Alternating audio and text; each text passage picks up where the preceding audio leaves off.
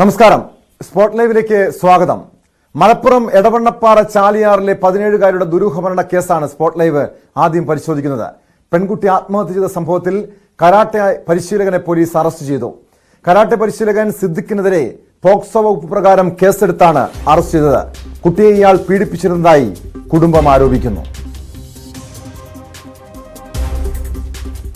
23 September 15 ഈ പറഞ്ഞ അധ്യാപകൻ കരാത്തെ ക്ലാസ്സിൽ വെച്ചിട്ട് അവളെ ശാരീരികമായി പീഡിപ്പിച്ചു. ഈ ഇൻസിഡൻ്റാണ് ഞാൻ എൻ്റെ ചെവിയിൽ ഇവള് പറഞ്ഞിട്ട് അറിയുന്നത്. ഈ ഒരു ഇൻസിഡൻറ്റോടുകൂടി അനിയത്തി വളരെയധികം ഡിപ്രസ്ഡ് ആയിരുന്നു. ഗുരുവിന്റെ തൃപ്തിക്ക് വേണ്ടി നിങ്ങൾ നിങ്ങളുടെ മനസ്സും ശരീരവും കൊടുക്കണം എന്നുള്ള തോന്നൽ അത് സാറ് മക്കളെ കൊണ്ട് പറയിപ്പിക്കുകയായിരുന്നു. അവിടുത്തെ ഓരോ കുട്ടിയെയും സാറ് നിന്നെ തൊട്ടാലോ നിന്നെ എന്ത് ചെയ്താലും കുഴപ്പമില്ല എന്നുള്ള മട്ടിൽ സാറ് പറയിപ്പിക്കുമായിരുന്നു, ലിറ്ററലി പറയിപ്പിക്കുമായിരുന്നു. പിന്നെ ഞങ്ങൾ 2023 സെപ്റ്റംബറിന് ശേഷം കുട്ടിയുടെ മാനസികാവസ്ഥ വളരെ മോശമാവുന്നു. ഞാൻ സാറോട് പോയി സംസാരിക്കുന്നു. സാർ അതിൽ കുറ്റസമ്മതം നടത്തി എന്തെങ്കിലും പറ്റിയിട്ടുണ്ടെങ്കിൽ ക്ഷമിച്ചേക്കൂ എന്ന് പറയുന്നു. അപ്പം ഞാൻ സാറിനോട് പറയുന്നു, ഒരു ക്ഷമാപണത്തിൽ ഒതുങ്ങുന്നതല്ല സാർ എൻ്റെ അനിയത്തിയോട് ചെയ്തത്. സാറ് നടത്തുന്നത് ഇമോഷണൽ മാനിപ്പുലേഷനാണ്. ഒരു കുട്ടിയല്ല, ഒരുപാട് കുട്ടികളെയാണ് സാർ ഇങ്ങനെ നിരന്തരമായി മാനസികവും ശാരീരികവുമായി പീഡിപ്പിക്കുന്നത്. CV അനുമോദ് ചേരുന്നുണ്ട് വിശദാംശങ്ങളുമായി. അനുമോദ്, ആ പെൺകുട്ടിയുടെ കുടുംബം ഗുരുതരമായിട്ടുള്ള ആരോപണമാണ് കരാട്ടെ പരിശീലകനെതിരെ ഉന്നയിച്ചിരിക്കുന്നത്. കഴിഞ്ഞ കുറേ നാളുകളായി ഈ 16-കാരി, മലപ്പുറം എടവണ്ണപ്പാറയിലെ 16-കാരി ക്രൂരമായ പീഡനത്തിന് കരാട്ടെ പരിശീലകന്റെ ലൈംഗിക അതിക്രമത്തിന് ഇരയായെന്നാണ് കുടുംബത്തിന്റെ പരാതി. കഴിഞ്ഞ ദിവസം ഈ പെൺകുട്ടിയുടെ മൃതദേഹം ചാലിയാർ പുഴയിൽ നിന്നും കണ്ടെത്തുന്ന സാഹചര്യം ഉണ്ടാകുന്നു. അതിൽ പോലും ദുരൂഹതയുണ്ടെന്നാണല്ലോ കുടുംബത്തിന്റെ ആരോപണം. എന്താണ് ഈ കേസുമായി ബന്ധപ്പെട്ട്, ഈ സംഭവവുമായി ബന്ധപ്പെട്ട് ബന്ധുക്കളും നാട്ടുകാരും ഉന്നയിക്കുന്ന കാര്യങ്ങൾ?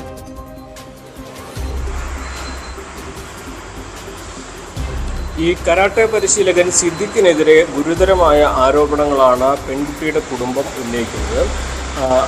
കഴിഞ്ഞ വർഷം സെപ്റ്റംബറിൽ ഇയാൾ ഈ പെൺകുട്ടിയോട് അപമര്യാദയായി പെരുമാറിയെന്നും ശരീരത്തിൽ കടന്നു പിടിച്ചുവെന്നും പീഡിപ്പിക്കാൻ ശ്രമിച്ചുവെന്നുമാണ് പരാതിയുള്ളത്. ഇത് പ്രകാരം ഈ ഒരു സംഭവം ഈ കുടുംബം അറിഞ്ഞത് അല്പം വൈകിയാണ്. അതിനുശേഷം അവർ പരാതിയുമായി മുന്നോട്ട് പോയി. പക്ഷേ ഈ ഒരു സംഭവത്തിന് ശേഷം പെൺകുട്ടി വല്ലാതെ ഡിപ്രസ്ഡ് ആയിരുന്നു, മാനസികമായിട്ട് വലിയ സമ്മർദ്ദത്തിലായിരുന്നു. തുടർന്ന് ഈ വിഷയവുമായി അന്വേഷിക്കാൻ വന്ന പോലീസ് ഉദ്യോഗസ്ഥരോട് സംസാരിക്കാൻ കഴിയുന്ന ഒരു മാനസികാവസ്ഥയിലായിരുന്നില്ല ആ കുട്ടി. പക്ഷേ ദൗർഭാഗ്യവശാൽ കഴിഞ്ഞ ദിവസം ആ കുട്ടിയെ മരിച്ച നിലയിൽ കണ്ടെത്തുന്ന ഒരു സാഹചര്യം വന്നപ്പോഴാണ് കുടുംബം ഇതിലേക്ക് നയിച്ചത് ഈ ഒരു കരാട്ടെ പരിശീലകൻ്റെ പീഡനമാണ് എന്ന് തുറന്ന് പറഞ്ഞത്. വലിയ ആരോപണം തന്നെയാണ് ഉന്നയിച്ചിരിക്കുന്നത്. ഈ കുട്ടി മാത്രമല്ല, ഇതിനു മുൻപ് പലരെയും ഇയാൾ ഇതുപോലെ തന്നെ ഉപദ്രവിച്ചിട്ടുണ്ട്, ശാരീരികമായിട്ട് ഉപദ്രവിച്ചിട്ടുണ്ട് എന്നൊരു ആരോപണവും ഈ കുടുംബം ഉന്നയിക്കുന്നുണ്ട്. ഇതുമായി ബന്ധപ്പെട്ട് നമ്മൾ പോലീസിൽ അന്വേഷിച്ചിരുന്നു. 2020 ഇയാൾക്കെതിരെ സമാനമായ രീതിയിലൊരു പോക്സോ ആരോപണം ഉണ്ടായിരുന്നു. അതുപ്രകാരം അന്ന് കേസെടുക്കുകയും ഇയാൾ റിമാൻഡിലായിരുന്നു. പിന്നീട് കോടതി ഇയാളെ കുറ്റവിമുക്തനാക്കി വെറുതെ വിടുകയായിരുന്നു എന്നാണ് പോലീസ് പറയുന്നത്. അത് ഒരുപക്ഷെ പോക്സോ കേസ് അന്ന് തെളിയിക്കാൻ കോടതിയിൽ കഴിഞ്ഞു കാണില്ല.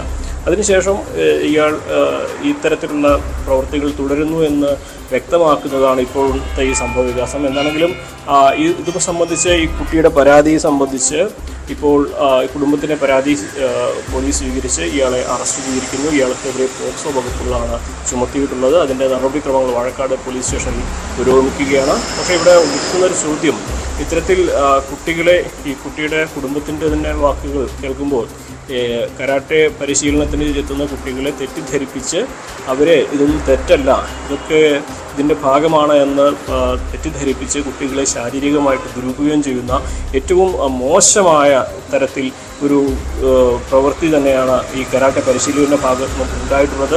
ഒരുപക്ഷെ കൂടുതൽ പേർ ഇയാൾക്കെതിരെ പരാതിയുമായി വരാനുള്ളൊരു സാഹചര്യം അതാണ് ഏറെ ഗുരുതരമായിട്ടുള്ള, ഏറെ ഞെട്ടിപ്പിക്കുന്ന ഒരു കാര്യം. കാരണം സാധാരണ പെൺകുട്ടികളെ മാതാപിതാക്കൾ കരാട്ടെ അഭ്യസിക്കാൻ വിടുന്നത് തന്നെ ഇത്തരം ലൈംഗിക ചൂഷണങ്ങളും ലൈംഗിക അതിക്രമങ്ങളൊക്കെ ഉണ്ടാകുമ്പോൾ അതിനെ ചെറുക്കുക, അത് പഠിക്കാൻ വേണ്ടിയാണ് ഈ കുട്ടികളെ ഇതിനു വേണ്ടി വിടുന്നത്. പക്ഷേ ഇതൊക്കെ തെറ്റല്ല. ഒരു അധ്യാപകൻ തന്നെ, കരാട്ടെ പരിശീലകൻ തന്നെ ഈ രീതിയിൽ തെറ്റായ സന്ദേശങ്ങൾ കുട്ടികൾക്ക് പകർന്നു നൽകുന്നു.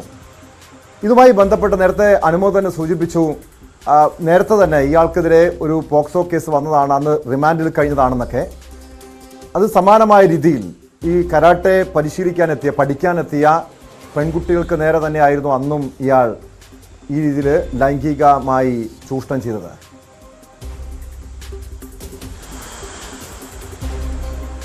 ഇതുമായി ബന്ധപ്പെട്ട് നമ്മൾ വാഴക്കാട് പോലീസ് സ്റ്റേഷനിൽ അന്വേഷിച്ചപ്പോൾ ഇയാൾ മുൻപും ഈ കരാട്ടെ പഠിക്കാനെത്തിയ കുട്ടികളോട് തന്നെയാണ് ഇത്തരത്തിൽ ലൈംഗിക അതിക്രമം ചെയ്തതായിട്ടുള്ള പരാതി ഉയർന്നിട്ടുള്ളത്.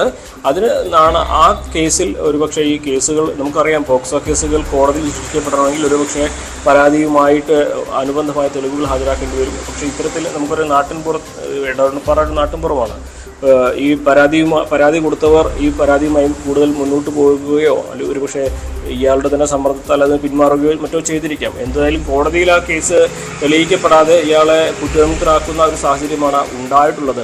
മാത്രമല്ല, നേരത്തെ ഇതൊക്കെ തെറ്റല്ല എന്ന് ഈ ചെറിയ കുട്ടികളെ പറഞ്ഞ് ബോധ്യപ്പെടുത്തി അവരെ ദുരുപയോഗം ചെയ്യുമ്പോൾ അവർക്കറിയുന്നില്ല അവരുടെ ശരീരത്തിൽ ഇവർ എന്താണ് ചെയ്യുന്നതെന്നും എന്തൊക്കെയാണ് അയാൾ ചെയ്യുന്നതെന്നും ഇതൊക്കെ ഇതിൻ്റെ ഭാഗമാണെന്നും സാധാരണ കാര്യങ്ങളാണെന്നും ഒക്കെ പറഞ്ഞ് തെറ്റിദ്ധരിപ്പിക്കുമ്പോൾ ആ കുട്ടികൾ തിരിച്ചറിയുന്ന പോലും ഉണ്ടായിരിക്കില്ല ഇയാൾ ചെയ്യുന്നത് ലൈംഗിക അതിക്രമമാണെന്നും ഇതൊരു തെറ്റാണെന്നും ഇത് ചെറുക്കേണ്ടതാണെന്നും അവർ തിരിച്ചറിയുക പോലും ഉണ്ടാവില്ല എന്നുള്ള വലിയൊരു സങ്കടകരമായ കാര്യമാണുള്ളത്.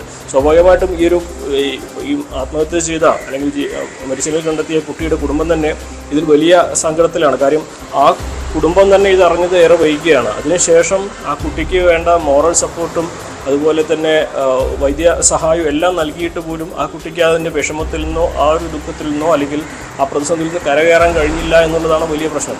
മരണത്തിൽ ദുരൂഹതയുണ്ടെന്ന് കുടുംബം ആരോപിക്കുന്നുണ്ട്. കാരണം വെള്ളം കുറഞ്ഞ ഭാഗത്താണ് മൃതദേഹം കണ്ടെത്തിയത്, ഉണ്ടായിരുന്നില്ല. അത്തരത്തിൽ മരണത്തിൽ ദുരൂഹതയുണ്ടെന്ന് കുടുംബം ആരോപിക്കുമ്പോൾ പോലും നിലവിൽ നമുക്ക് ഇതൊരു ആത്മഹത്യ എന്ന തരത്തിലേക്ക് എന്തുകൊണ്ടാണ് അനുമോദ് ആ രീതിയിൽ ഈ മരണത്തിൽ പെൺകുട്ടിയുടെ 16-കാരിയുടെ മരണത്തിലൊരു ദുരൂഹത ആരോപിച്ചപ്പോൾ കുടുംബം രംഗത്തെത്തിയിരിക്കുന്നത്? ഈ ജീവനൊടുക്കിയെന്ന് കരുതാവുന്ന അവസ്ഥയിലല്ല മൃതദേഹം കണ്ടെത്തിയതെന്ന് പറയുന്നുണ്ട്. പോലീസും ആ രീതിയിൽ അന്വേഷിക്കുന്നുണ്ടോ? ഇപ്പോൾ നിലവിൽ ഈ പോക്സോ വകുപ്പ് പ്രകാരം മാത്രമാണ് ഇയാൾക്കെതിരെ കേസെടുത്തിരിക്കുന്നതും അതോ മറ്റേതെങ്കിലും കേസുകൾ ഈ മരണവുമായി ബന്ധപ്പെട്ട കേസുകളും ഈ പരിശീലകനെതിരെ ചുമത്തിയിട്ടുണ്ടോ?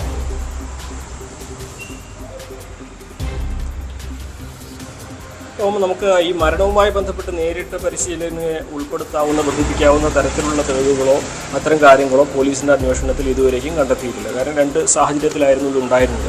ഒരുപക്ഷെ കുടുംബം പറയുന്നത് അവരുടെ സാഹചര്യത്തിൽ നിന്നുകൊണ്ടായിരിക്കാം. കുട്ടിയുടെ മുൻപ് കുട്ടി വളരെ ആത്മബലമുള്ള കുട്ടിയായിരിക്കും. ആ കുട്ടിയെ അങ്ങ് ജീവൻ കൊടുക്കേണ്ട സാഹചര്യം ഉണ്ടായിരിക്കില്ല. സ്വാഭാവികമായിട്ടും അവരുടെ വിഷമം, അതുപോലെ സാഹചര്യ തെളിവുകൾ ഇതെല്ലാം തന്നെ ഈ മരണത്തിലേക്ക് നയിച്ച പലതും ഉണ്ടായിരിക്കും. നമ്മൾ അതിനെക്കുറിച്ച് ഇപ്പോൾ ജഡ്ജ്മെൻ്റായിട്ട് പറയാൻ കഴിയുകയില്ല. കാരണം പോലീസിൻ്റെ അന്വേഷണത്തിൽ ഇരിക്കുന്ന ഒരു കാര്യമായതുകൊണ്ട് തന്നെ പോലീസ് നിലവിൽ അതിൻ്റെ പോസ്റ്റ്മോർട്ടം റിപ്പോർട്ടും മറ്റ് അനുബന്ധ പരിശോധനകളൊക്കെ നടത്തുമ്പോഴും ഇതൊരു ആത്മഹത്യ എന്ന തരത്തിലേക്കാണ് പ്രാഥമികമായിട്ടുള്ള അന്വേഷണം പോകുന്നത്. അതേക്കുറിച്ച് കൂടുതൽ ഇപ്പോൾ ഈ ഘട്ടത്തിൽ പറയാൻ കഴിയുകയില്ല. പക്ഷേ ഇപ്പോൾ ഈ കരാട്ടെ പരിശീലകനോ ഈ പോക്സോ കേസ് മാത്രമാണ് ചുമത്തിയിട്ടുള്ളത്. കാരണം മരണവുമായി നേരിട്ട് ബന്ധിപ്പിക്കുന്ന തരത്തിലുള്ള തെളിവുകളൊന്നും അയാൾക്കെതിരെ കിട്ടിയിട്ടില്ല പോലീസിന് എന്നാണ് നമുക്ക് അറിയാൻ കഴിയുന്നത്. പക്ഷേ ഈ മരണത്തിലേക്ക് നയിച്ചത് തീർച്ചയായിട്ടും ഇയാളുടെ ഈ പ്രവൃത്തി തന്നെയാണ്.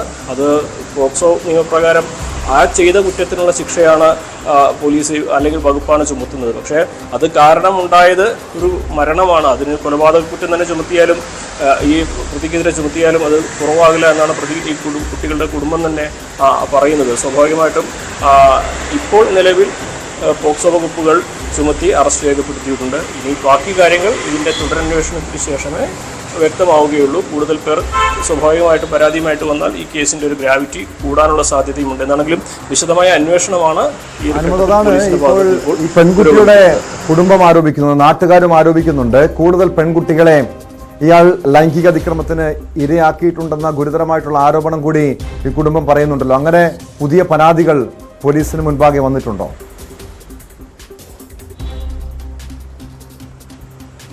നിലവിൽ പരാതികൾ ഒന്നും ലഭിച്ചിട്ടില്ല എന്നാണ് നമുക്ക് അറിയാൻ കഴിഞ്ഞിട്ടുള്ള കാര്യം. ഒരുപക്ഷെ ഈ സംഭവം ഉണ്ടായത് വളരെ മണിക്കൂറുകൾ മാത്രമാണ് ആയിട്ടുള്ളത്. ഈ കുട്ടിയുടെ കൂടെയുള്ളവർ മറ്റു പെൺകുട്ടികളായിക്കോട്ടെ, സുഹൃത്തുക്കൾ, അവരൊക്കെ അതിൻ്റെ ഒരു ഷോക്കിലായിരിക്കും സ്വാഭാവികമായിട്ട് ഉണ്ടാവുക. നേരത്തെ ഇതിനെക്കുറിച്ച് കൃത്യമായിട്ടുള്ള ഇയാൾ ചെയ്തത് എന്താണെന്ന് പോലും ഈ കുട്ടികൾക്ക് അറിഞ്ഞിട്ടുണ്ടായിരിക്കില്ല. അങ്ങനെ ഈ ഒരു സംഭവത്തിനെ തുടർന്നായിരിക്കും ഇനി ഒരു പക്ഷേ ഈ ഇയാൾ മുൻപ് ചെയ്ത കാര്യങ്ങളൊക്കെ പുറത്തു വരാനുള്ളൊരു സാധ്യത കാണുന്നത്. നിലവിലെന്താണെങ്കിലും കൂടുതൽ പരാതികൾ പോലീസിന് ലഭിച്ചിട്ടില്ല. പക്ഷേ അത്തരത്തിലുള്ള ഒരു അലിഗേഷൻസ് വരാനുള്ളൊരു സാധ്യത നമ്മൾ മുന്നിൽ കാണുന്നുണ്ട്. എന്താണെങ്കിലും പോലീസിൻ്റെ ഭാഗത്തു നിന്നും വിശദമായിട്ടുള്ള ഒരു അന്വേഷണമാണ് ഈ ഒരു ഘട്ടത്തിൽ ഇപ്പോൾ നടക്കുന്നത് എന്നാണ് CI അറിയിച്ചിട്ടുള്ളത്. മാത്രമല്ല ഈ കുട്ടിയുടെ ഈ കുടുംബത്തിൻ്റെ മൊഴി കുടുംബത്തിന് പറയാനുള്ളത് കൂടുതൽ കേൾക്കേണ്ടതുമുണ്ട്. സ്വാഭാവികമായിട്ടും കുടുംബം ഇനി ഇതിൽ പ്രതികരിക്കാൻ ഇതുവരെ തയ്യാറായിട്ടില്ല. നമ്മൾ ഇന്ന് രാവിലെ മുതൽ ഇവരെ ഫോണിൽ ബന്ധപ്പെടാൻ ശ്രമിക്കുന്നുണ്ട്. പക്ഷേ കൂടുതൽ കാര്യങ്ങൾ പറയാവുന്നൊരു മാനസികാവസ്ഥയിലല്ല അവർ എന്ന് അറിയുന്നത് കൊണ്ട് തന്നെ നമ്മളത് അവരുടെ സാഹചര്യം നമ്മളും മനസ്സിലാക്കുകയാണ്. പക്ഷേ ഈ ഒരു വിഷയത്തിൽ കൂടുതൽ പരാതികൾ ഉയർന്നു വരാനുള്ള ഒരു സാഹചര്യം നിലവിലുണ്ട് എന്ന് തന്നെ വേണം നമുക്ക് കരുതാൻ.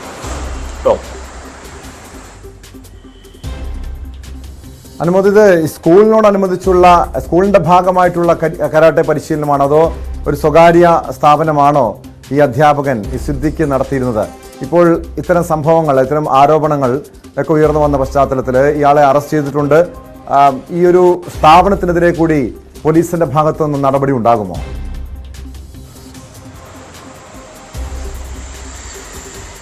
ഈ സ്ഥാപനത്തിൻ്റെ സ്കൂളുമായിട്ട് ബന്ധമില്ല. ഇതൊരു സ്വകാര്യ സ്ഥാപനമായിട്ട് തന്നെയാണ് ഇയാൾ ഇത്തരത്തിലൊരു പരിശീലനം നൽകിയിരുന്നത് എന്നാണ് അറിയാൻ കഴിയുന്നത്.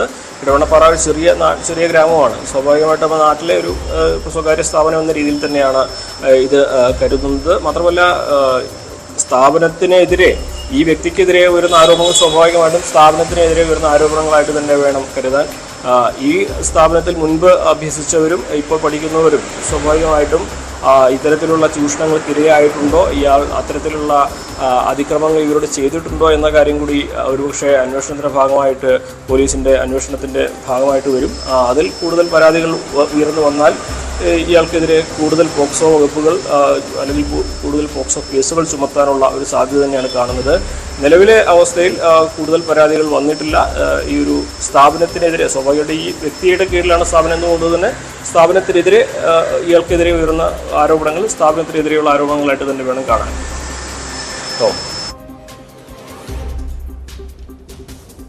CV അനുമോദാണ് മലപ്പുറത്തു നിന്നും വിവരങ്ങൾ നൽകിയത്.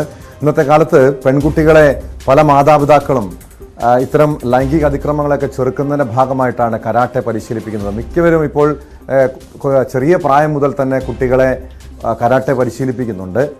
കാരണം പലപ്പോഴും പൊതുസ്ഥലങ്ങളിൽ പോലും പെൺകുട്ടികൾ ലൈംഗിക അതിക്രമത്തിന് ഇരകളാകുന്ന സംഭവങ്ങൾ, യുവതികൾക്ക് നേരെ പോലും നമ്മുടെ നാട്ടിൽ പട്ടാപ്പകൽ പോലും ലൈംഗിക ചൂഷണങ്ങൾ ഉണ്ടാകുന്ന സംഭവങ്ങളൊക്കെ പലപ്പോഴും നമ്മൾ കേൾക്കാറുള്ളതാണ്. ഇതുകൊണ്ട് തന്നെയാണ് പെൺകുട്ടികളെ അവർക്കൊരു മനോധൈര്യവും ശാരീരികമായ കരുത്തുമൊക്കെ ഉണ്ടാകേണ്ടതിൻ്റെ ഭാഗമായി കരാട്ടെ പരിശീലിപ്പിക്കുന്നു. പക്ഷേ കരാട്ടെ പരിശീലകർ പോലും ഈ രീതിയിൽ വേട്ടക്കാരെ പോലെ പെരുമാറുന്ന അവസ്ഥ മലപ്പുറം എടവണ്ണപ്പാറയിലും അതാണ് സംഭവിച്ചത്. കരാട്ടെ പരിശീലകന്റെ ലൈംഗിക ചൂഷണത്തിൽ മനം നൊന്ത് 17കാരി ജീവനൊടുക്കിയെന്നാണ് കുടുംബത്തിൻ്റെ ആരോപണം. പക്ഷെ ഇതിൽ പല ദുരൂഹതകളും ഉയരുന്നുണ്ട്.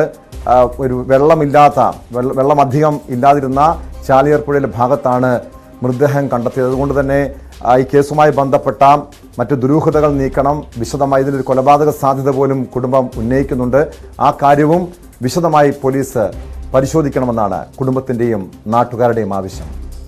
ഇതോടൊപ്പം സ്പോട്ട് ലൈവ് ഇനി പരിശോധിക്കുന്നത് തിരുവനന്തപുരം പേട്ടയിൽ നിന്ന് കഴിഞ്ഞ ദിവസം കാണാതായ 2 വയസ്സുകാരിയുടെ തിരോധാനവുമായി ബന്ധപ്പെട്ട കേസാണ്. ഇപ്പോൾ പുതിയ ആരോപണങ്ങൾ കൂടി, പുതിയൊരു സംശയങ്ങൾ കൂടി പോലീസ് പരിശോധിക്കുന്നുണ്ട്.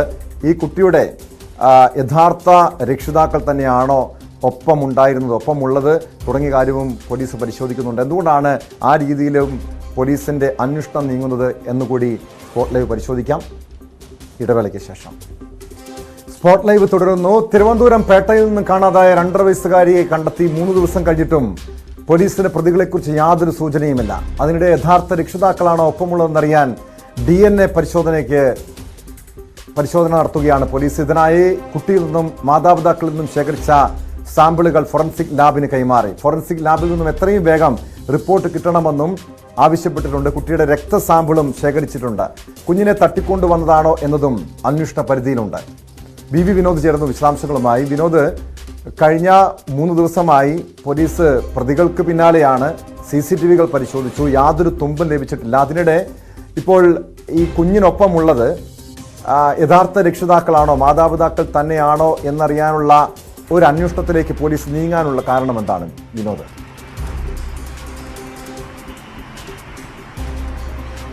ടോം, ഈ നാടോടി സംഘം അത് ഇവർ മാത്രമല്ല, നഗരത്തിന്റെ പല ഭാഗങ്ങളിലായി ഇങ്ങനെ നാടോടി സംഘങ്ങൾ തമ്പടിച്ച് കഴിയുന്നുണ്ട്. ഇവർ കൂട്ടമായി എത്തുകയും പിന്നീട് പല സ്ഥലങ്ങളിലേക്ക് മാറുകയുമാണ്.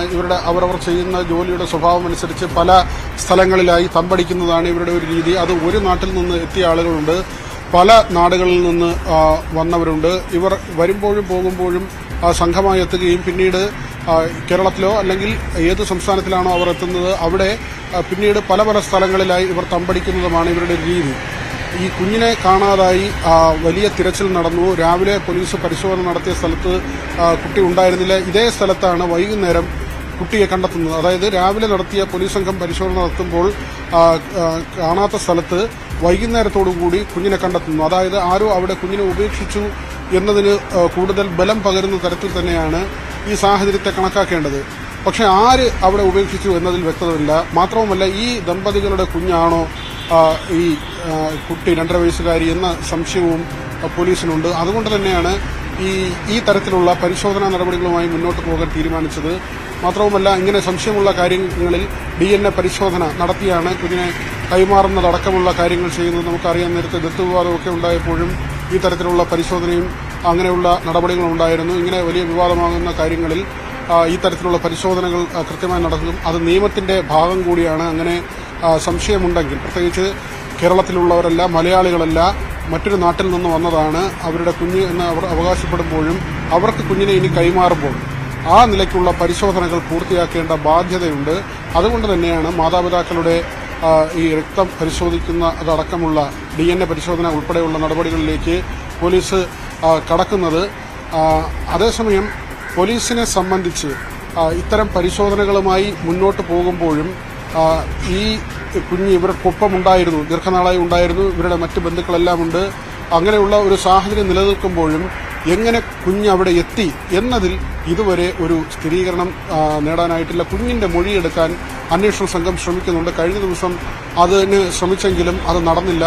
ഇനിയുള്ള ദിവസങ്ങളിലും ഈ കുഞ്ഞിന്റെ മൊഴിയെടുക്കാൻ, കുഞ്ഞ് 2.5 വയസ്സുള്ള കുഞ്ഞാണ്, അതുകൊണ്ട് തന്നെ എത്രമാത്രം വിവരങ്ങൾ ലഭിക്കും എന്നതിൽ കാര്യമായ വ്യക്തതയൊന്നുമില്ല. എങ്കിലും ദ്വിഭാഷിയുടെ സഹായത്തോടുകൂടി കുഞ്ഞിൽ നിന്ന് ചില വിവരങ്ങളെങ്കിലും നേടാൻ കഴിയുമോ എന്ന ഒരു കാര്യമാണ് പോലീസ് ശ്രമിക്കുന്നത്. അതേസമയം ഒരു വശത്ത് ആരോപണം ഗുരുതരമായി ഉയരുന്നുണ്ട്. അതായത് ഇതൊരു തട്ടിക്കൊണ്ടുപോകൽ മുൻകൂട്ടി പ്ലാൻ ചെയ്ത പ്രകാരം നടന്നതാണ്.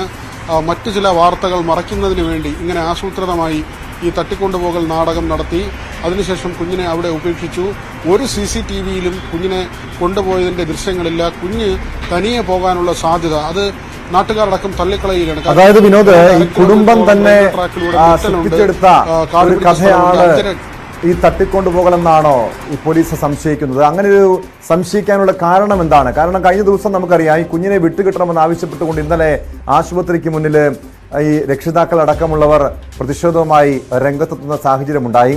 അതാണോ ഈ പോലീസിന് ഇവർ തന്നെയാണ് യഥാർത്ഥ രക്ഷിതാക്കൾ, ഇവർ തന്നെയാണോ എന്നൊരു സംശയത്തിലേക്ക് പോലീസ് അങ്ങനെ ഒരു സംശയം തോന്നാനുള്ള കാരണം ഈ മാതാപിതാക്കളുടെ, രക്ഷിതാക്കൾ എന്ന് പറയുന്നവരുടെ സ്വഭാവത്തിലടക്കം, അവരുടെ പെരുമാറ്റത്തിലടക്കം ഉണ്ടായിട്ടുള്ള എന്തെങ്കിലും അസ്വാഭാവികതയാണോ?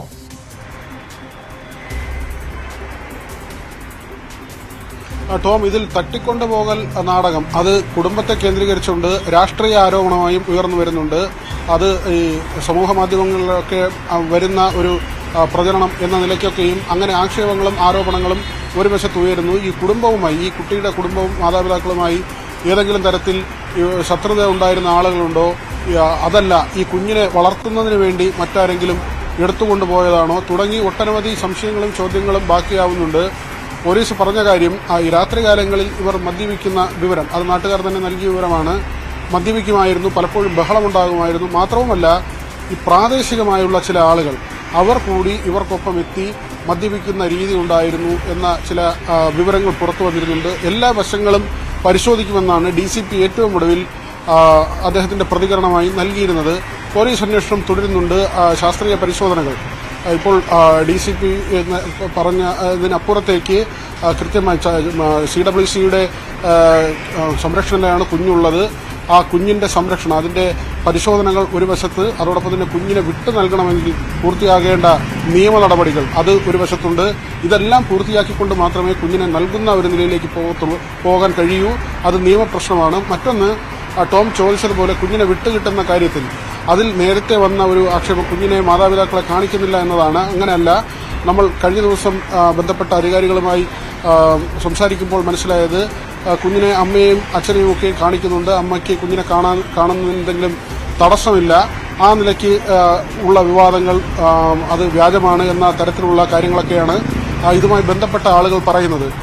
കുഞ്ഞിനെ വിട്ടുകൊടുക്കുന്നതിന് കൃത്യമായി നിയമ നടപടികൾ പൂർത്തിയാക്കേണ്ടതുണ്ട്. അത് പൂർത്തിയായാൽ മാത്രമേ കുഞ്ഞിനെ രക്ഷിതാക്കൾക്ക് നൽകാൻ കഴിയൂ. അതിൽ ആദ്യത്തെ പടിയാണ് ഈ DNA പരിശോധന എന്നത്. ദമ്പതികളുടെ കുഞ്ഞാണോ ഈ കുട്ടി എന്നത് സ്ഥിരീകരിക്കേണ്ടതുണ്ട്.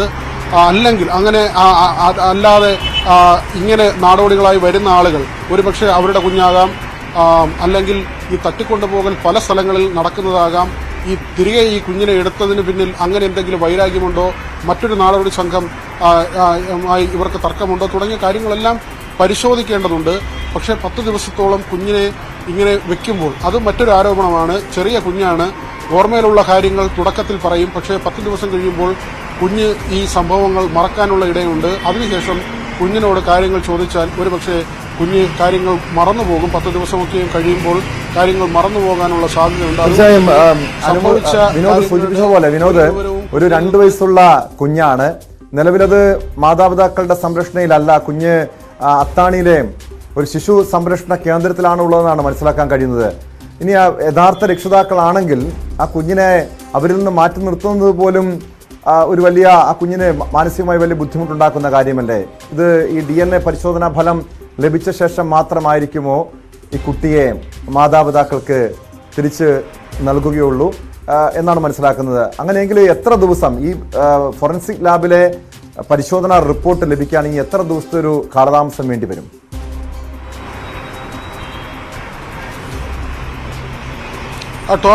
ടോം ആദ്യം പറഞ്ഞ ഒരു കാര്യം, അതായത് ഈ കുഞ്ഞിനെ മാറ്റി നിർത്തുന്നതുമായി ബന്ധപ്പെട്ട് ഉയരുന്ന ആരോപണം, അതിന്റെ നമ്മൾ ഒരു കൃത്യമായ കാര്യം പറഞ്ഞു. നിയമവശമുണ്ട്. DNA പരിശോധന നടത്തി മാത്രമേ കുഞ്ഞിനെ കൈമാറാൻ കഴിയൂ. പക്ഷെ അവിടെയും ഒരു സാധ്യതയുള്ളത് സർക്കാരിന്റെ തന്നെ സംരക്ഷണത്തിൽ കുഞ്ഞിനെ മാത്രം എന്നതിനപ്പുറത്തേക്ക് ഈ അമ്മയും കുഞ്ഞിനെയും മാറ്റി പാർപ്പിക്കുക, അല്ലെങ്കിൽ കുടുംബത്തിന് ഒരു ഷെൽട്ടർ നൽകുക എന്ന സാധ്യതയൊക്കെയുണ്ട്. പക്ഷേ അവിടെ അങ്ങനെയുള്ള നടപടികൾ എന്നതിനപ്പുറത്തേക്ക് പരിശോധന നടത്തി കുഞ്ഞിനെ കൈമാറുക എന്ന നിലയ്ക്കാണ് ഇപ്പോൾ തീരുമാനിച്ചിട്ടുള്ളത്. നിയമപരമായി ചെയ്യുന്നതിൽ നമുക്ക് തെറ്റ് പറയാനും കഴിയില്ല. കാരണം മറ്റൊരു സംസ്ഥാനത്ത് നിന്ന് വന്ന ആളുകളാണ്, അവരുടെ കുഞ്ഞിനെ കാണാതെ പോകുന്നു. അവർ അവകാശപ്പെട്ട മാതിരി ഈ കുഞ്ഞിനെ നൽകണമെങ്കിൽ അതുമായി ബന്ധപ്പെട്ട രേഖകൾ ഹാജരാക്കണം. നമുക്കറിയാൻ കഴിഞ്ഞത് ഈ മാതാപിതാക്കൾക്ക് ഈ കുഞ്ഞിന്റെ ജനനവുമായി ബന്ധപ്പെട്ട് ഒരു രേഖകളും അധികാരികൾക്ക് കൈമാറാൻ കഴിഞ്ഞിട്ടില്ല. അതുകൊണ്ട് തന്നെ ആ കുഞ്ഞിനെ അങ്ങനെ കൊടുക്കാൻ കഴിയില്ല. പക്ഷെ ഒരു വശത്തൊരു ആരോപണം വരുന്നത് ഈ ദീർഘ ദിവസങ്ങൾ കുഞ്ഞിനെ മാറ്റി നിർത്തുമ്പോൾ 2.5 വയസ്സുള്ള കുഞ്ഞാണ്, 2.5 വയസ്സിൽ താഴെയുള്ള കുഞ്ഞാണ്. ഈ നടന്ന സംഭവങ്ങൾ കുഞ്ഞ് മറക്കാനുള്ള സാധ്യതയുണ്ട്. പിന്നീട് ഈ ബന്ധുക്കളോ അല്ലെങ്കിൽ പുറത്തു നിന്നുള്ള ആളുകളോ കുഞ്ഞിൽ നിന്ന് ഈ വിവരങ്ങൾ ചോദിച്ച് മനസ്സിലാക്കാൻ കഴിയില്ല. എന്താണ് സംഭവിച്ചതെന്ന് കുഞ്ഞിന് പറയാനുള്ള ഒരു ഓർമ്മ ഉണ്ടാകാനുള്ള സാധ്യത കുറവാണ്. അങ്ങനെയെങ്കിൽ എന്താണ് സംഭവിച്ചതെന്ന് ഒരിക്കലും പുറത്തു വരാത്ത നിലയിലേക്ക് കാര്യങ്ങൾ പോകുമെന്നതാണ്. പോലീസ് ഏതായിരുന്നാലും കഴിഞ്ഞ ദിവസം കുഞ്ഞിന്റെ മൊഴിയെടുക്കാൻ ശ്രമിച്ചു. പക്ഷേ അത് കൃത്യമായ കുഞ്ഞിൽ നിന്ന് വിവരമൊന്നും ലഭിച്ചില്ല. ചെറിയ കുഞ്ഞാണ്, നമുക്കറിയാം, വളരെ ചെറിയ കുഞ്ഞാണ്. അതുകൊണ്ട് തന്നെ അങ്ങനെ കാര്യങ്ങൾ പറയാൻ കഴിയില്ല. മാത്രവുമല്ല, ഇങ്ങനെ ഒരു പകൽ മുഴുവൻ അമ്മയിൽ നിന്നും കുടുംബത്തിൽ നിന്നും അച്ഛനിൽ നിന്നും സഹോദരങ്ങളിൽ നിന്നുമൊക്കെയും മാറി നിൽക്കേണ്ടി വന്നു. അത് വെറുതെ മാറി നിൽക്കേണ്ടി വന്നതല്ല. കുഞ്ഞ് എവിടെയായിരുന്നു എന്നത് ഇപ്പോഴും അജ്ഞാതമാണ്. മാത്രവുമല്ല, രാത്രി 5.5 അടി താഴ്ചയുള്ള കാട് പിടിച്ച ഓടയ്ക്കുള്ളിലാണ് കുഞ്ഞ് കിടന്നത്. സ്വാഭാവികമായും ഒരുപക്ഷെ ആ കുഞ്ഞിനുണ്ടാകുന്ന ആ സമയത്ത് ആ കുഞ്ഞിന്റെ മനോനിലയിലുണ്ടാകുന്ന മാറ്റങ്ങൾ അതെല്ലാം നമ്മൾ പരിഗണിക്കേണ്ടതുണ്ട്. മരിച്ചു കിടക്കുന്നു എന്നാണ് കുഞ്ഞിനെ കണ്ടപ്പോൾ ആദ്യം തോന്നിയതെന്നാണ് പോലീസ് ഉദ്യോഗസ്ഥൻ പറഞ്ഞത്. കാരണം കുഞ്ഞ് അത്രയും കണ്ണ് വിഴിച്ചിട്ട് അബോധാവസ്ഥയിൽ, ബോധം ഏറെക്കുറെ നഷ്ടപ്പെട്ട അവസ്ഥയിലായിരുന്നു. ടോർച്ച് കണ്ണിലടിക്കുമ്പോഴാണ് കുഞ്ഞിന് കണ്ണിന് അനക്കമുണ്ടായത്. അതിനുശേഷം ആശുപത്രിയിലേക്ക് എത്തിക്കുകയായിരുന്നു. ഈ പോലീസ് ഉദ്യോഗസ്ഥൻ തന്നെ പറയുന്നത് വലിയ അപകടകരമായ അവസ്ഥയിലായിരുന്നു കുഞ്ഞുണ്ടായിരുന്നതെന്നാണ്. ഏതായിരുന്നാലും ഇപ്പോൾ സംരക്ഷണയിലാണ്. ഇനി പരിശോധന നടത്തിയ ശേഷമായിരിക്കും മാതാപിതാക്കൾക്ക് നൽകുക. അവിടെയും ഈ ആരോപണം ഒരു വശത്ത് നിൽക്കുന്നുവെന്നും നമ്മൾ കാണേണ്ടതുണ്ട്. വലിയ ഗൂഢാലോചന സിദ്ധാന്തങ്ങളും ആ തരത്തിൽ കുഞ്ഞിനെ മാറ്റിയതാണ് വാർത്ത മറ്റൊരു തരത്തിലേക്ക് കൊണ്ടുപോകുന്നതിന് വേണ്ടിയുള്ള നടപടികളായിരുന്നു എന്നൊക്കെയുള്ള രാഷ്ട്രീയ ആരോപണങ്ങളൊക്കെയും ഒരു വശത്ത് വരുന്നുണ്ട്. ഏതായിരുന്നാലും കുഞ്ഞിനെ മാതാപിതാക്കൾക്ക് ലഭിക്കാൻ ഈ പരിശോധന നടപടികൾ പൂർത്തിയാക്കേണ്ടതുണ്ട്, അതിന്റെ ഫലം വരേണ്ടതുണ്ട്. അതിനുശേഷം മാത്രമായിരിക്കും കുഞ്ഞിനെ കൊടുക്കുക. വ്യക്തമാണ്. വി വിനോദാണ് തിരുവനന്തപുരത്തു നിന്നും വിവരങ്ങൾ നൽകിയത്. പോലീസ് സംശയിക്കുന്ന പോലെ പലപ്പോഴും നമ്മുടെ നാട്ടിൽ നിരവധി നാടോടികളെ കാണാൻ കഴിയും. അവരുടെ കയ്യിലുള്ള കുഞ്ഞുങ്ങളെയൊക്കെ എത്ര അശ്രദ്ധയോടുകൂടിയാണ് അവർ കൈകാര്യം ചെയ്യുന്നത് എന്നതും പലപ്പോഴും നമ്മളൊക്കെ ശ്രദ്ധിക്കാറുള്ളതാണ്. നമ്മുടെ ഈ പൊതുവഴിയിലൂടെ യാത്ര ചെയ്യുമ്പോൾ കൊച്ചുകുട്ടികളെ പൊരുവെയിലത്ത് അമ്മമാരുടെ കയ്യിൽ പൊരുവെയിലത്തുമായി അമ്മമാർ ഭിക്ഷാടനം നടത്തുന്ന കാഴ്ചകളൊക്കെ കാണാൻ കഴിയും. സ്വന്തം കുഞ്ഞിനെ ഈ രീതിയിൽ പൊരുവെയിലത്തൊക്കെ കൊണ്ടുപോയി നിർത്താൻ സ്വന്തം മാതാപിതാക്കൾ തയ്യാറാകുമോ എന്നതാണ് പലപ്പോഴും പലരും സംശയം ഉന്നയിക്കുന്നത്. പോലീസും ഒരുപക്ഷെ ഈ രീതിയിലായിരിക്കാം സംശയിക്കുന്നത്. നാടോടികളുടെ കൈവശമുള്ള കുഞ്ഞുങ്ങൾ, എല്ലാ നാടോടികളെയും അല്ലെങ്കിൽ എല്ലാ ഇതര സംസ്ഥാനക്കാരെയും സംശയത്തിന് നിഴലിൽ നിർത്തുകയല്ല. പക്ഷേ ഈ ഒരു സംഭവം തിരുവനന്തപുരത്ത് നിന്നും കാണാതായ 2.5 വയസ്സുകാരിയുടെ സംഭവത്തിൽ പോലീസ് ആ ഒരു രീതിയിൽ കൂടി കുഞ്ഞിൻ്റെ യഥാർത്ഥ രക്ഷിതാക്കൾ തന്നെയാണോ ഒപ്പമുള്ളത് തുടങ്ങിയ കാര്യങ്ങൾ കൂടി പോലീസ് പരിശോധിക്കുന്നുണ്ട്. അതിൻ്റെ ഭാഗമായിട്ടാണ് DNA പരിശോധന നടത്തുന്നത്. സ്പോട്ട് ലൈവിലേക്ക് തിരികെ എത്താം, ഇടവേള കഴിഞ്ഞു.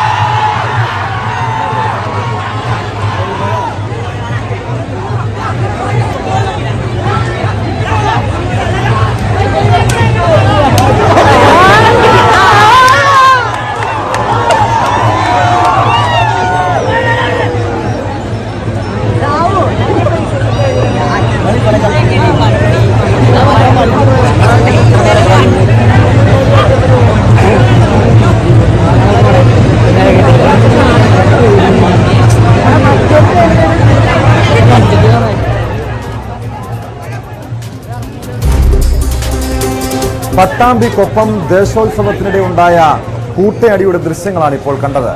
ദേശോത്സവത്തിനിടെ ആഘോഷ കമ്മിറ്റികൾ ചേരിതിരിഞ്ഞ് ഏറ്റുമുട്ടുകയായിരുന്നു. പോലീസ് ലാത്തി വീശിയാണ് രംഗം ശാന്തമാക്കിയത്. വിനേഷ് കുമാർ ചേരുന്നുണ്ട് പാലക്കാട് നിന്ന് വിശദാംശങ്ങളുമായി. വിനേഷ്, വലിയൊരു കൂട്ടയടിയാണല്ലോ ഈ ദേശോത്സവത്തിന് ഉണ്ടായത്. ഈ ആഘോഷ കമ്മിറ്റികൾ ഇങ്ങനെ ചേരിതിരിഞ്ഞ് ഏറ്റുമുട്ടാനുള്ള കാരണം എന്താണ്?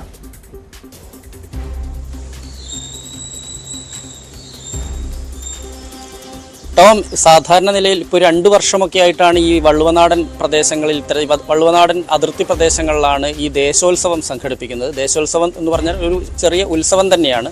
നമ്മൾ ചില കാവുകളിലും മറ്റും നടക്കുന്ന ഉത്സവവും അതുപോലെ തന്നെ നേർച്ച, ഇതൊക്കെയായിട്ട് ബന്ധമുള്ളതാണ് ഈ യഥാർത്ഥത്തിൽ ഈ ദേശോത്സവം. ഈ ദേശോത്സവം എന്ന് പറഞ്ഞാൽ ഇപ്പോൾ 2 വർഷമായിട്ട് മിക്കവാറും ദേശോത്സവങ്ങളിലൊക്കെ വലിയ തോതിൽ അടി നടക്കാറുണ്ടെന്നാണ് ഇതിൻ്റെ ഈ പ്രദേശവാസികൾ ഉൾപ്പെടെ പറയുന്നത്. അങ്ങനെ സാധാരണ ഏതെങ്കിലും 2 ചേരിക്കാർ തമ്മിൽ എന്തെങ്കിലും അഭിപ്രായ വ്യത്യാസമുണ്ടെങ്കിൽ ഈ ദേശോത്സവത്തിൽ അത് അടിച്ചു തീർക്കുക എന്നുള്ളതാണ് പോലും ഇവരുടെ ഒരു തീരുമാനം. അതനുസരിച്ചാണ് ഇപ്പോൾ ഈ പട്ടാമ്പിക്കടുത്ത് കൊപ്പത്താണ് ദേശോത്സവം സംഘടിപ്പിച്ചത്. ആന ഉൾപ്പെടെ ഉണ്ടായിരുന്നു. ഈ ആനയെല്ലാം തന്നെ വാടകയ്ക്കെടുത്ത് ഇതിൽ പങ്കെടുപ്പിച്ചുകൊണ്ട് ദേശത്തുള്ള ആളുകൾ, പ്രത്യേകിച്ച് ഒരു സമുദായമോ അല്ലെങ്കിൽ ഉത്സവ കമ്മിറ്റിയോ നേർച്ച കമ്മിറ്റിയോ ഒന്നും അല്ല ചെയ്യുന്നത്. സാധാരണ അവിടുത്തെ ചില ക്ലബ്ബ് പോലുള്ള സംഘടനകൾ, മറ്റുള്ള ചെറുകിട സംഘടനകൾ, റിക്രിയേഷൻ ക്ലബ്ബുകൾ, ഇവരൊക്കെ ചേർന്നാണ് ഇത്തരത്തിലുള്ള പരിപാടികൾ സംഘടിപ്പിക്കുന്നത്. എന്തായാലും ഇത് വള്ളുവനാട്ടിൽ അധികകാലമൊന്നും ആയിട്ടില്ല, കേവലം 2 വർഷമൊക്കെ ആയിട്ടുള്ളൂ ഇങ്ങനെ ഈ ഒരു ദേശോത്സവം സംഘടിപ്പിക്കാൻ തുടങ്ങിയിട്ട്. ഈ ദേശോത്സവത്തിലാണ് കൂട്ടടി നടന്നിട്ടുള്ളത്. ഇതിൽ വലിയ പരിക്കുകളൊന്നും ആർക്കുമില്ല. പക്ഷേ പോലീസ് കേസെടുത്തിട്ടില്ല. സാധാരണ ഇത്തരത്തിലുള്ള ഉത്സവ പരിപാടികളിൽ, ഈ ദേശോത്സവ പരിപാടികൾ കൂട്ടത്തല്ല് നടക്കാറുണ്ട്.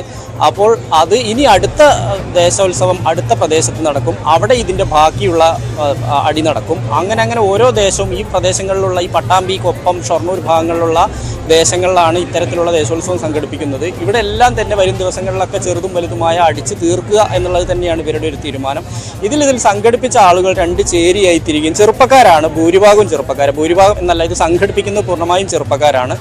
അവർ തമ്മിലുള്ള അഭിപ്രായ വ്യത്യാസവും ഇതുമെല്ലാം തന്നെ ഇങ്ങനെ ഒരു തല്ലുമാലയായി മാറുകയാണ്. നമുക്കറിയാം ഈ ഉത്രാളിക്കാവിലെ ഉത്സവമൊക്കെയായി ബന്ധപ്പെട്ടുകൊണ്ട് തല്ലുമാല എന്ന് പറഞ്ഞൊരു സിനിമ അല്ലെങ്കിൽ അത്തരത്തിലുള്ള അതിൻ്റെ ഒരു സമാനമായ രീതിയിൽ അതിനെ അനുസ്മരിപ്പിക്കുന്ന രീതിയിലുള്ള കൂട്ടയടി മിക്കവാറും ഈ വള്ളുവനാടൻ പ്രദേശങ്ങളിൽ പാലക്കാടിൻ്റെയും അതുപോലെ തന്നെ മലപ്പുറത്തിൻ്റെയും തൃശ്ശൂരിൻ്റെയും അതിർത്തി ജില്ലകളിലെല്ലാം തന്നെ ഇത്തരത്തിൽ സംഘടിപ്പിക്കുന്ന പരിപാടികളെല്ലാം നടക്കാറുണ്ട്. ഇപ്പോൾ ഉത്സവത്തിനാണെങ്കിലും അതുപോലെ തന്നെ നേർച്ച നടക്കാറുണ്ട്. പട്ടാമ്പി നേർച്ചയൊക്കെ ഇനി അടുത്ത മാർച്ചിലാണ് വരാനിരിക്കുന്നത്.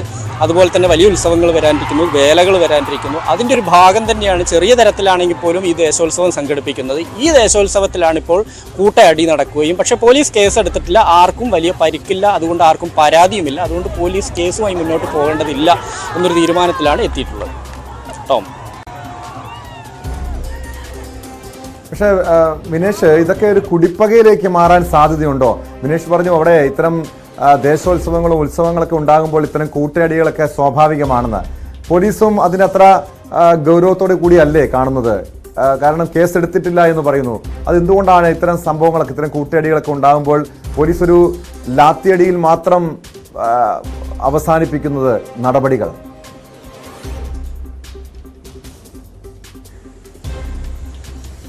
ടോം, പോലീസിനെ സംബന്ധിച്ചിടത്തോളം ഇത് വലിയൊരു സംഘടിതമായ അക്രമമൊന്നുമല്ല, മറിച്ച് ഇതിനിടയിൽ ഉണ്ടാകുന്ന സംഘർഷം മാത്രമാണ്. ഇതിൽ സാധാരണ നിലയിൽ പോലീസ് ചിലപ്പോൾ കണ്ടാലറിയാവുന്ന ആളുകൾക്കെതിരെ കേസെടുക്കാറുണ്ട്. ഇതിൽ ആരും പരാതിക്കാരല്ല, രണ്ടു കൂട്ടരും പരാതിക്കാരല്ല, ആർക്കും വലിയ രീതിയിലുള്ള പരിക്കുകളോ കാര്യങ്ങളോ ഇല്ല.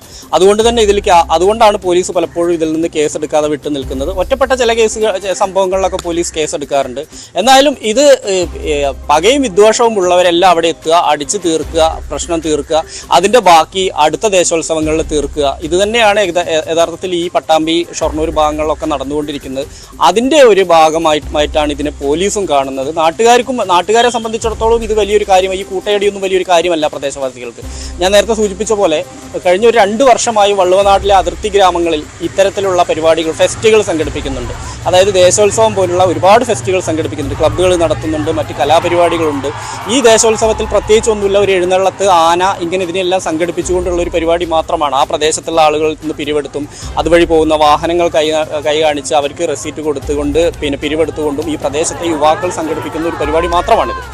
അതിൽ ആണ് ഇത്തരത്തിൽ അടികൾ ഉണ്ടാവാറുണ്ട് എന്ന് തന്നെയാണ് പോലീസും അതുപോലെ തന്നെ പ്രദേശവാസികളും പറയുന്നത്. എന്തായാലും കൊപ്പത്തെ ചെറിയ അടിയല്ല, വലിയ അടി തന്നെയാണ്, കൂട്ട അടി തന്നെ നമുക്ക് ദൃശ്യങ്ങൾ കാണാൻ കഴിയുന്നുണ്ട്. പക്ഷേ അതിൽ കേസെടുക്കേണ്ടെന്നുള്ളൊരു തീരുമാനത്തിൽ തന്നെയാണ് ഇതുവരെയും പോലീസ്. ടോം. അത് ഈ ഉത്സവത്തിന്റെ ഭാഗമായതുകൊണ്ടാണോ വിനേഷ് ഇത് കേസെടുക്കേണ്ടെന്ന് പോലീസ് തീരുമാനിക്കുന്നതോ ആരും പരാതിയുമായി പോലീസിനെ സമീപിക്കാത്തത് കൊണ്ടാണോ? ഈ ഒരു കൂട്ടയടി വലിയ രീതിയിലുള്ള അടിയാണ് നമുക്ക് ആ ദൃശ്യങ്ങളിൽ നിന്ന് മനസ്സിലാക്കാൻ കഴിയുന്നത്. ആർക്കും പരിക്കൊന്നും ഉണ്ടായില്ലേ? എന്താണ് ഇതുമായി ബന്ധപ്പെട്ട് നമുക്ക് ഈ സമീപവാസികളിൽ നിന്നും അതോടൊപ്പം ഈ കമ്മിറ്റി അംഗങ്ങളിൽ നിന്നൊക്കെ മനസ്സിലാക്കാൻ കഴിയുന്ന വിവരം?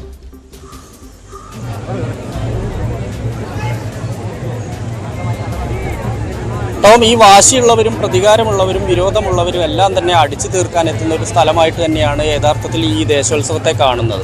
ഇത് പോലീസിനും അറിയാം, പ്രദേശത്തുള്ള ആളുകൾക്കും അറിയാം, സംഘാടകർ തന്നെ അങ്ങോട്ടും ഇങ്ങോട്ടും സംഘാടകരാണ് യഥാർത്ഥത്തിൽ ഇവിടെ ഈ കൂട്ടയടിയിലേക്ക് എത്തിയതും അവർ തമ്മിലുള്ള അഭിപ്രായ വ്യത്യാസങ്ങളും പ്രതികാരവും ഒക്കെ തന്നെയായിട്ട് വേണം കാണാൻ. അപ്പോൾ ഇവിടെ നിരവധി ചെറുതും വലുതുമായ നിരവധി പൂരങ്ങൾ നടക്കുന്നുണ്ട്, നിരവധി വേലകൾ നടക്കുന്നുണ്ട്, പിന്നെ ചന്ദനക്കുടം പോലുള്ള നേർച്ചകൾ നടക്കുന്നുണ്ട്. ഇവിടെ എല്ലാം തന്നെ ആനയും വലിയ ആൾക്കൂട്ടം. സാധാരണ ഈ വള്ളുവനാടൻ പ്രദേശങ്ങളിലും അതുപോലെ തന്നെ തൃശ്ശൂരിൻ്റെയും ഷൊർണൂരിൻ്റെയും പാലക്കാടിൻ്റെയും ഭാഗങ്ങളിലെല്ലാം ഉത്സവം അല്ലെങ്കിൽ വേല എന്നൊക്കെ പറഞ്ഞിട്ടുണ്ട് വലിയ തോതിൽ തന്നെ ആൾക്കൂട്ടം ഉണ്ടാവാറുണ്ട്. ഇവിടെയും ഈ ദേശോത്സവം അങ്ങനെ തന്നെയാണ്. സാധാരണ ദേശോത്സവം ഈ ആനയും എഴുന്നള്ളത്തും ചെറിയ പരിപാടികളുമായി നടക്കുന്നുണ്ട്. ചിലർ ഇത് ക്ലബ്ബുകൾ നേരിട്ട് നടത്തുമ്പോൾ അത് മറ്റേതെങ്കിലും കലാപരിപാടികൾ നടത്താറുണ്ട്. മറ്റുള്ള ഈ കലാകാരന്മാരെയും പാട്ടുകാരെയും അതുപോലെ തന്നെ നൃത്തം ചെയ്യുന്നവരെല്ലാം കൊണ്ടുവന്ന് അത്തരത്തിലുള്ള പരിപാടികൾ നടത്താറുണ്ട്. പക്ഷേ ദേശോത്സവം യഥാർത്ഥത്തിൽ പൈസ പിരിക്കുക, ഇതിങ്ങനെ കുറച്ച് ആർഭാടമായി ചെയ്യുക, ഇവിടെ അടിയും ഇതൊക്കെ സ്വാഭാവികമായി ഉണ്ടാകുന്നതാണ്. അതിനെ അങ്ങനെയാണ് കാണുന്നത്. എന്തായാലും പോലീസിൻ്റെ ഭാഗത്തുനിന്ന് കേസെടുക്കാതിരുന്നത് ശരിയായൊരു നടപടിയല്ല എന്ന് തന്നെ വിലയിരുത്തണം. കാരണം ഇത്തരത്തിലുള്ള ഈ പൂരങ്ങളും അതുപോലെ തന്നെ ഇത്തരത്തിലുള്ള ദേശോത്സവങ്ങളെയൊക്കെ എല്ലാം തന്നെ വീണ്ടും അടിയെ പ്രോത്സാഹിപ്പിക്കുന്ന ഒരു നടപടിയിലേക്ക് ഈ പോലീസിൻ്റെ ഈ ഒരു നിഷ്ക്രിയത്വം കാരണമാവും എന്നുള്ള കാര്യത്തിൽ സംശയമില്ല. എന്തായാലും തൽക്കാലം പോലീസ് കേസെടുക്കേണ്ടെന്നുള്ളൊരു നിലപാടാണ്. സംഘാടകർക്കും അങ്ങനെ ഇതിൽ അടിയുണ്ടാകുന്നതുമായി ബന്ധപ്പെട്ടുകൊണ്ടൊന്നും സംഘാടകർക്ക് അങ്ങനെ പ്രത്യേകിച്ച് അതിനകത്തൊന്നും പറയാനില്ല. കാരണം ഇത് സ്വാഭാവികമായി ഉണ്ടാവുന്നതാണ്. അത് ചെറിയ അങ്ങോട്ടും ഇങ്ങോട്ടുള്ള അസ്വാരസ്യങ്ങൾ ചെറിയ ഒന്നും തള്ളും എന്നുള്ള രീതിയിൽ മാത്രമായിട്ട് അവരതിനെ അങ്ങനെ ലഘൂകരിച്ചാണ് കാണുന്നത്. എന്തായാലും അടി അവിടെ അടി തന്നെയാണ് കൊപ്പത്ത് നടന്നിട്ടുള്ളത്. സാധാരണ ഒരു ദേശോത്സവം എന്നുള്ള രീതിയിൽ സംഘടിപ്പിച്ചതാണ്. ഇത് സമുദായ സംഘടനകളോ മറ്റൊന്നും തന്നെയല്ല. ഇത് സ്ഥലത്തെ യുവാക്കളുടെ ഒരു കൂട്ടായ്മ സംഘടിപ്പിച്ച പരിപാടിയാണ്.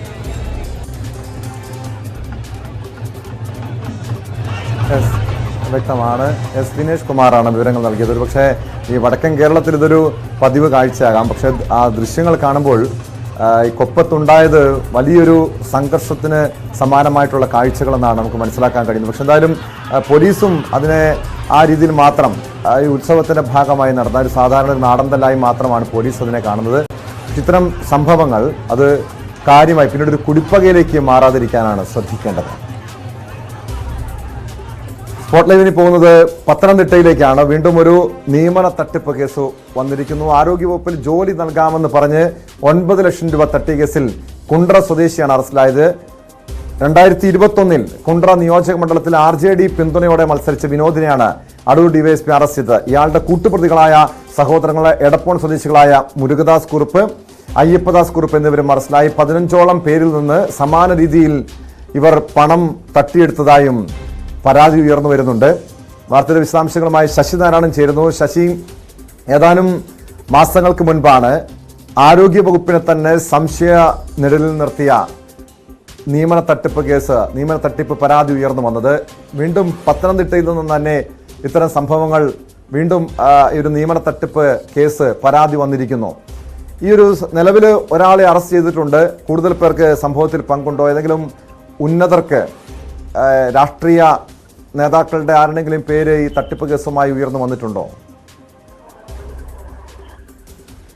ടോം ആരോഗ്യവകുപ്പിൽ നിയമനം നൽകാമെന്ന് വാഗ്ദാനം നൽകിയാണ് ഇത്തരത്തിലൊരു തട്ടിപ്പ് നടത്തിയിട്ടുള്ളത്. അടൂർ സ്വദേശിയിൽ നിന്നും 9 ലക്ഷം രൂപ ഇത്തരത്തിൽ കുണ്ടറ പള്ളിമൺ സ്വദേശിയായ വിനോദ് തട്ടിയെടുത്തു. അതുകൂടാതെ ഈ അടൂർ സ്വദേശിയുടെ തന്നെ ബന്ധുവിന്റെ കയ്യിൽ നിന്നും സമാനമായ രീതിയിൽ ജോലി വാഗ്ദാനം ചെയ്തുകൊണ്ട് 10 ലക്ഷം രൂപ തട്ടിയെടുത്തിട്ടുണ്ട്. അങ്ങനെ 19 ലക്ഷം രൂപയാണ് ആരോഗ്യവകുപ്പിൽ ജോലി വാഗ്ദാനം ചെയ്തുകൊണ്ട് ഇയാൾ തട്ടിയെടുത്തിട്ടുള്ളത്. ഇയാളുടെ സഹായികളായ പന്തളം എടപ്പോൺ സ്വദേശികളായ മുരുകദാസ്, അയ്യപ്പദാസ് ഇവർ 2 സഹോദരങ്ങളാണ്. ഈ 2 പേരും ഇതിനകത്ത് പ്രതികളാണ്. ഈ 3 പേരെയും ഈ തട്ടിപ്പുമായി ബന്ധപ്പെട്ട് പോലീസ് അറസ്റ്റ് ചെയ്തിട്ടുണ്ട്. 15ഓളം കേസുകൾ സമാനമായ രീതിയിൽ ഇദ്ദേഹം നടത്തിയിട്ടുണ്ടെന്നാണ് പോലീസിന്റെ ഇപ്പോൾ അന്വേഷണത്തിൽ കണ്ടെത്തിയിട്ടുള്ളത്. ആരോഗ്യവകുപ്പിൽ ഏറ്റവും വലിയ രീതിയിലുള്ള തട്ടിപ്പെന്ന് വേണമെങ്കിൽ നമുക്ക് പറയാം. കാരണം ഈ ജോലി വാഗ്ദാനം ചെയ്തതിനു ശേഷം നിയമന ഉത്തരവ് വരെ കൃത്രിമമായി ഉണ്ടാക്കി ഈ യുവതിക്ക് നൽകിയിരുന്നു. പിന്നീട് ഈ ജോയിൻ ചെയ്യാൻ, അതായത് ഈ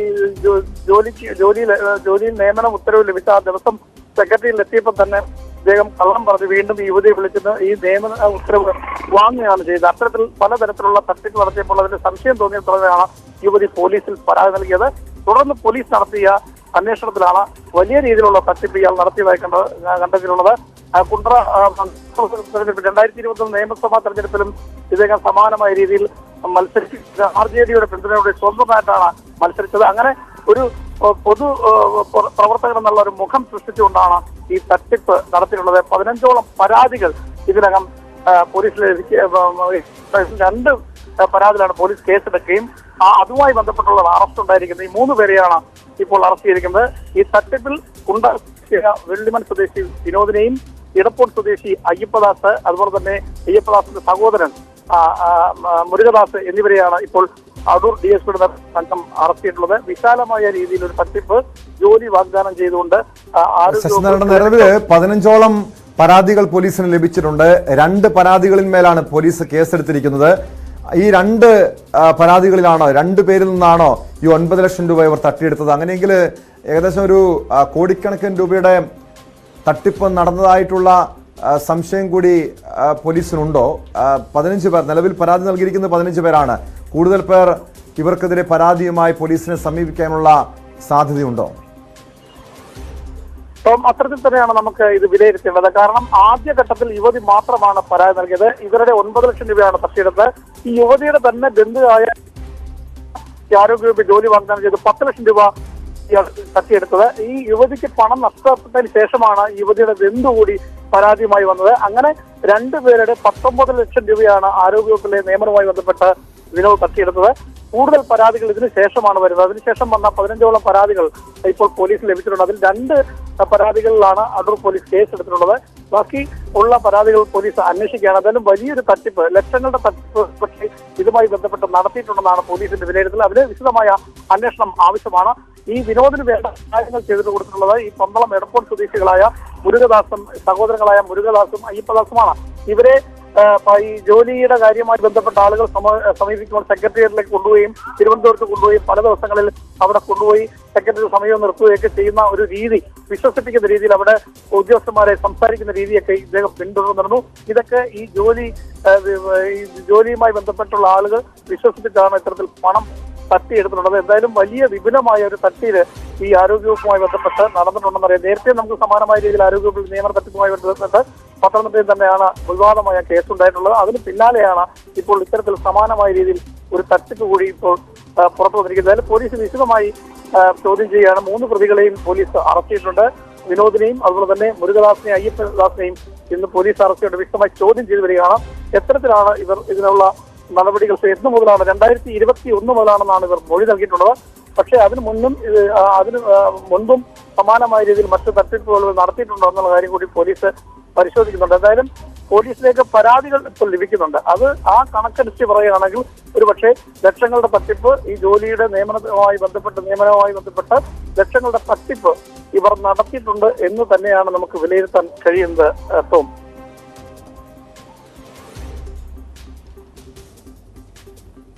യെസ്, വ്യക്തമാണ്. ശശിനാരായണനാണ് വിവരങ്ങൾ നൽകിയത്. ആരോഗ്യവകുപ്പിൽ ജോലി നൽകാമെന്ന് വാഗ്ദാനം ചെയ്ത് 9 ലക്ഷം രൂപ തട്ടിയെടുത്ത കേസിലാണ് കുണ്ട്ര സ്വദേശികൾ പോലീസിന്റെ പിടിയിലായിരിക്കുന്നത്. ഈ സംഭവത്തിൽ കൂടുതൽ പേർ പരാതിയുമായി പോലീസിനെ സമീപിക്കുമെന്നാണ് പോലീസ് കരുതുന്നത്. സ്പോട്ട് ലൈവിലേക്ക് തിരികെ എത്താം, ഇടവേള.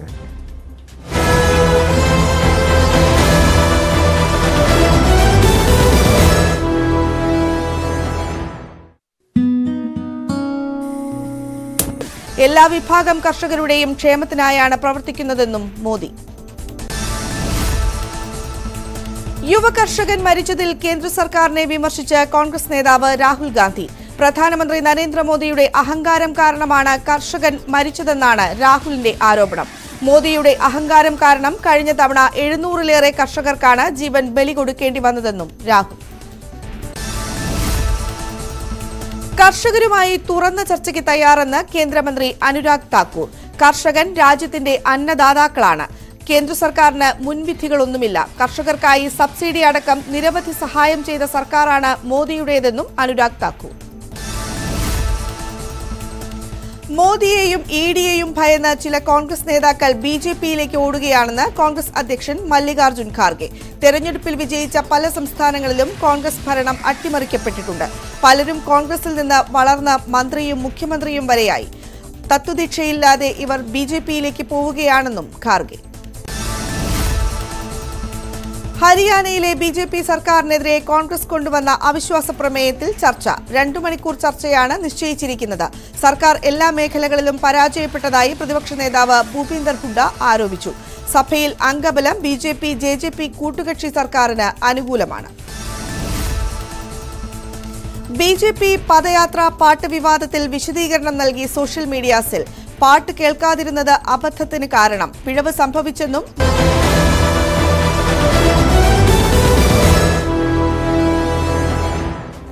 കോട്ടയം ഉടവൂരിൽ SIക്ക് മർദ്ദനമേറ്റ കേസാണ് സ്പോട്ട് ലൈവിനി പരിശോധിക്കുന്നത്. കുറവലങ്ങാട് സ്റ്റേഷനിലെ SI KV സന്തോഷിനെ മർദ്ദിച്ച കേസിൽ 3 പേരെ അറസ്റ്റ് ചെയ്തിട്ടുണ്ട്. മർദ്ദനമേറ്റ SI KV സന്തോഷിന്റെ കർണപുടത്തിന് തകരാറുണ്ടായി.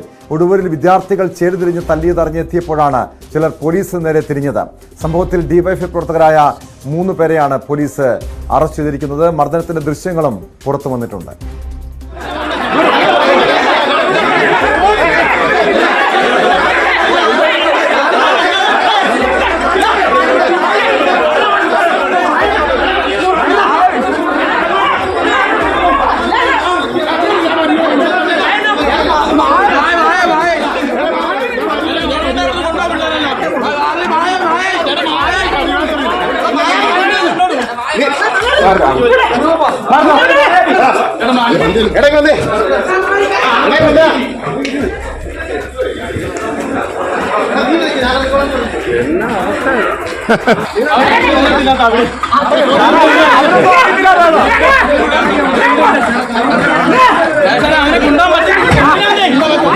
വിശദാംശങ്ങളുമായി കോട്ടയത്ത് നിന്ന് ജി ശ്രീജിത്ത് ചേരുന്നുണ്ട്. ശ്രീജിത്ത്, മനസ്സിലാക്കുന്നു ഉഴുവൂരിലെ ആ സ്കൂളില് 10ാം ക്ലാസ് വിദ്യാർത്ഥികളും +1 വിദ്യാർത്ഥികളും തമ്മിലുള്ള ഏറ്റുമുട്ടൽ, അത് പിന്നീട് പുറത്തേക്ക് ആ അടി വ്യാപിക്കുന്നു. അതിലെവിടെ എങ്ങനെയാണ് ഈ ഡിവൈഎഫ്ഐ പ്രവർത്തകർ ആ സ്ഥലത്തേക്ക് എത്തുന്നത്? ഈ പ്രശ്നം പോലീസിന് നേരെ തിരിയാനുള്ള കാരണം എന്താണ്? ഈ സ്കൂൾ വിടുന്നതിന് മുൻപ് തന്നെ ഇരുവിഭാഗം വിദ്യാർത്ഥികൾ തമ്മിൽ സംഘർഷം ഏർപ്പെട്ടിരുന്നു. ഇതിനെ തുടർന്നാണ് ഈ ഒരു വിഭാഗത്തെ പിന്തുണയ്ക്കാൻ വേണ്ടിയാണ് പ്രാദേശികമായ ഡിവൈഎഫ്ഐയുടെ ഉൾപ്പെടെ പ്രവർത്തകർ അവിടെ എത്തിയത്. വള്ളിച്ചിറ വലവൂർ മേഖലയിൽ നിന്നുള്ളവരാണ് നിരവധി പേർ എത്തിയിരുന്നു. ഇത് സംഭവം പുറത്ത് ഏതാണ്ട് 4:40 സ്കൂൾ വിടുന്ന സമയത്ത് ഈ സംഘർഷം ഉണ്ടാകുകയും വിവരം അറിഞ്ഞ് കുറവലങ്ങാട് പോലീസ് സ്റ്റേഷനിൽ നിന്ന് പോലീസ് സംഘം അവിടെ എത്തുകയും ചെയ്തിരുന്നു. ഈ സംഘർഷത്തിൽപ്പെട്ടവരെ തടയാൻ ശ്രമിക്കുന്നതിനിടെയാണ് ഈ 3 പേർ ഈ പോലീസിനെ മർദ്ദിച്ചു എന്നുള്ളതാണ്. വിദ്യാർത്ഥികളുമായുള്ള സംഘർഷത്തിൽ മറ്റു നിരവധി പേർക്ക് പങ്കുണ്ട്. അതുകൂടാതെ പോലീസിനെ മർദ്ദിച്ച 3 പേരാണ് പിടിയിലായിരിക്കുന്നത്. പള്ളിച്ചിറ പനന്തോട്ടത്തിൽ വീട്ടിൽ അനന്തു തങ്കൻ, പാല വെള്ളം കുന്നേൽ വീട്ടിൽ ആദർശ് സുരേന്ദ്രൻ, വലവൂർ സ്വദേശി മാന്തോട്ടത്തിൽ അനന്തു എന്നിവരെയാണ് കുറവലങ്ങാട് പോലീസ് അറസ്റ്റ് ചെയ്തത്. ഈ 3 പേർ പോലീസിനെ മർദ്ദിച്ചു എന്നുള്ളതാണ്. ഈ സംഘർഷത്തിൽ കുറവലങ്ങാട് SI KV സന്തോഷിന്റെ കർണപുടം തകരുന്ന സാഹചര്യം ഉണ്ടായിരുന്നു. അദ്ദേഹം നിലത്ത് കിടക്കുന്ന ദൃശ്യങ്ങളടക്കം നമ്മളിപ്പോൾ കാണിക്കുന്നതിലുണ്ട്. തുടർന്ന് ഇദ്ദേഹത്തെ മെഡിക്കൽ കോളേജ് ആശുപത്രിയിൽ വിദഗ്ധ ചികിത്സയ്ക്ക് പ്രവേശിപ്പിക്കുകയൊക്കെ ചെയ്തിരുന്നു. എന്തായാലും വലിയൊരു സംഘർഷം, അതിൽ പോലീസിനെ പോലും വെറുതെ വിട്ടില്ല എന്നുള്ളതാണ് എടുത്ത് പറയാനുള്ളത്. ഈ സംഘർഷം ഉണ്ടായപ്പോൾ അവിടെ ഉണ്ടായിരുന്ന ഓട്ടോ തൊഴിലാളികളും മറ്റും ഇവരെ സംരക്ഷിക്കാൻ ശ്രമിച്ചിരുന്നു. അവർക്കും മർദ്ദനം ഏറ്റിരുന്നു. എന്തായാലും ഇരു വിഭാഗങ്ങളും തമ്മിലുള്ള ഒരു കുട്ടികൾ തമ്മിൽ പലയിടത്തും സംഘർഷം നമ്മൾ ഈയിടെയായി കൂടുതലായി കണ്ടുവരാറുണ്ട്. അതിനിടെ പുറത്തുനിന്നൊരു സംഘം കൂടി എത്തി ഈ സംഘർഷത്തിന്റെ ഭാഗമാകുന്നു. അത് പോലീസിനെ ഉൾപ്പെടെ മർദ്ദിക്കുന്നു എന്നുള്ളതാണ് ഈ കുറവലങ്ങാട് സംഭവത്തിൽ. ഈ ഡിവൈഎഫ്ഐ പ്രവർത്തകർ, പുറത്തുനിന്നെത്തിയ ഡിവൈഎഫ്ഐ പ്രവർത്തകർ ബോധപൂർവം പ്രശ്നങ്ങൾ സൃഷ്ടിക്കുകയായിരുന്നോ?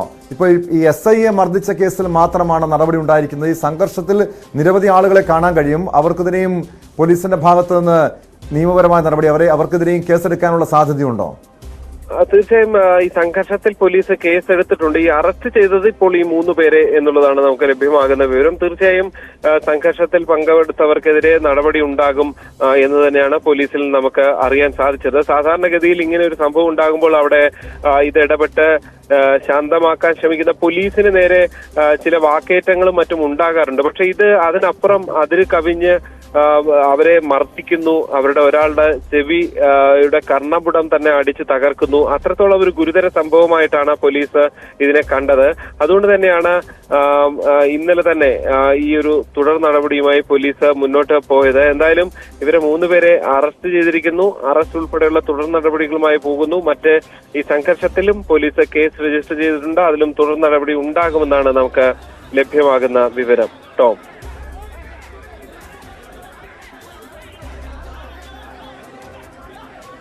ജി ശ്രീജിത്താണ് വിവരങ്ങൾ നൽകിയത്. കോട്ടയം മുഴവൂരിലാണ് SIക്ക് നേരെ വിദ്യാർത്ഥി സംഘർഷത്തിനിടെ SIക്ക് മർദ്ദനമേറ്റത്.